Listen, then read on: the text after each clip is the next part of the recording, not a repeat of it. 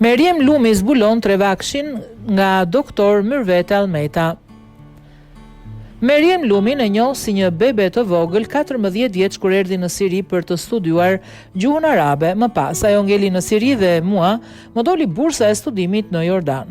Sigurisht jam takuar me të për një çkemi çfarë bën, por nuk e di që Meriemi pas ka filluar të thëras gocat e vogla për të falur 5 vakte dhe të falin 3 pasi na pas ka rritur. Kush na ka rritur Meriem?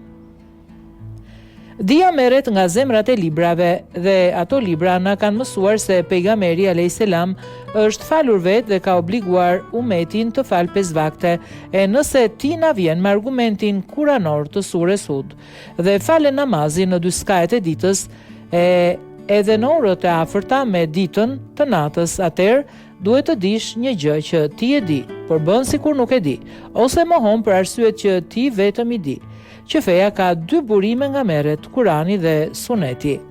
Dhe nëse ti po argumentohesh me Kuran dhe i pas ke vënë shkelmin haditheve po të pyes, ato Trevakshin që ti e mohon se veç ai qenkësh ka farz obligim për hir të Zotit, si e falti kiamin, rukunen, sejdën, nga i more.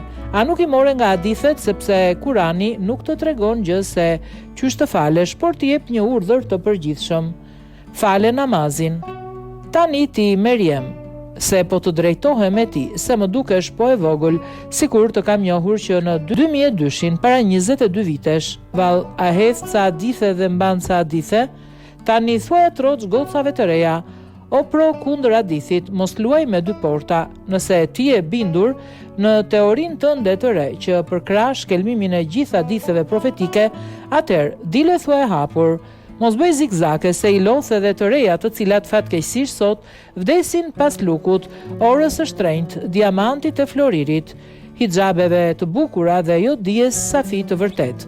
Vajzat mos i magjeps me ëndra, se ke parë profetin alayhis salam në ëndër e që pas ka qenë i mërzitur, edhe që ti do qenkëshe shpëtimtarja e Meriem, që kur është bërë ëndra jote e burim ligjësimi, se mos u duket vetja si nëna e Isas, e di çfarë ket përbashkët me të, vetëm emrin, pastaj, se të kam fryrë ca goca të vogla, nuk do të thot tani ti bësh teski e vetes e të na e nxjerrësh si ligjësuese, e di pse.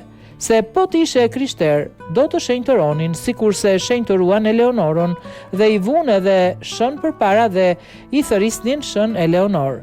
Ti do që gocat të shëndrojnë në të shenjtë tani, po bëre nga të shenjta do të përfundosh si shën Eleonora që hodh nga kati 4 më në mes të Tiranës, se nuk i dhan pronat pastaj.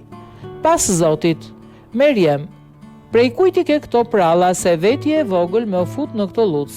Sinqerisht, ke për të ngecur e ke për të mbytur keq. Por do të marrësh edhe një tuf vajzash të vogla në qaf. Ktheu Zotit tënd të hakikatit si atëherë para 22 vitesh. Vallai Meriem, është dynja e përkohshme, mbaron shpejt e shkreta e verdhushkat, nuk e për t'i marrë me vete në qefin. Bëu gocë mbar. Daveti është i bukur dhe nuk është nevoja që të vish me mesazhe të tipit wow për të magjepsur shikimet dhe mendjet e njerëzve. Ec drejt sikurse je urdhëruar dhe ke për ta prekur suksesin që e do aq shumë.